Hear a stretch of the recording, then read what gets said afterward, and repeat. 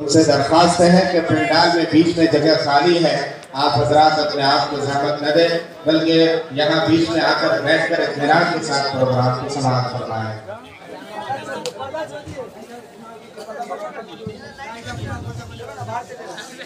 अस्सलामु अलैकुम व रहमतुल्लाहि व बरकातुहू।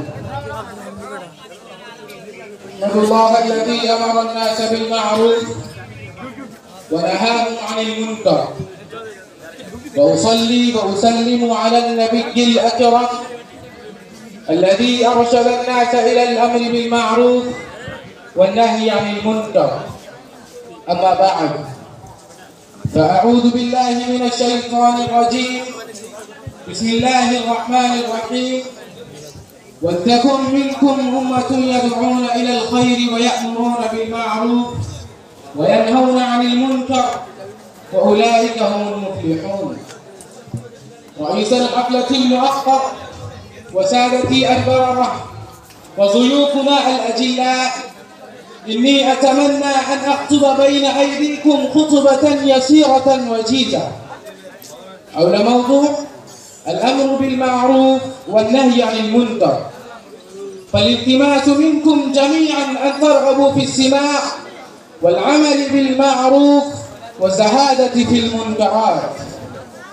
إخواني في الإسلام، الله الذي خلق الجن والبشر يريد أن يدخل عباده في جنات عرضها السماوات والأرض، لذلك هدى الناس إلى الصراط المستقيم والشؤون التي تهديهم إلى الجنة والرضوان. فقال تعالى في القرآن المجيد: ولتكن منكم أمة يدعون إلى الخير ويأمرون بالمعروف وينهون عن المنكر وأولئك هم المفلحون.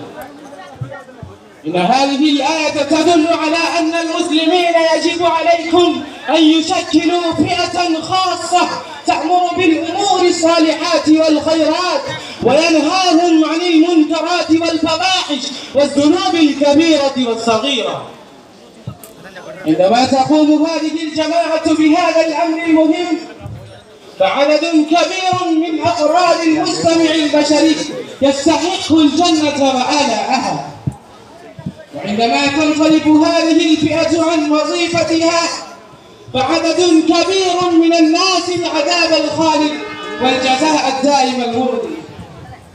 إخواني، ألا تعلمون أن أبرز صفات المؤمنين والمؤمنات أنهم يأمرون بالمعروف إذا وجدوا الفرصة وينهون عن المنكرات والفواحش إذا منحوا الوقت لهذا العمل الجليل، كما ذكر الله تعالى في كتابه الخالد الباقي إلى يوم القرار: والمؤمنون والمؤمنات بعضهم أولياء بعض. فيا أيها الإخوان، قوموا بالأمر بالمعروف، كونوا أقوياء أشداء على أعدائكم أعداء الإسلام والمسلمين. وبذا أختم كلامي والسلام.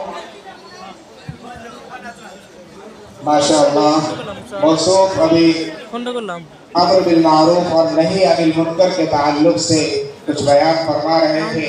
यानी भलाइयों का हुक्म करना और बुराइयों से रोकने के ताल्लुक से अरबी ज़बान में आपके सामने गुफ्तगू कर रहे थे, तकरीर पेश कर रहे थे। अब इसके बाद ख़त्म बुखारी के ताल्लुक से तराना पेश करने के लिए मैं दावत दूँगा।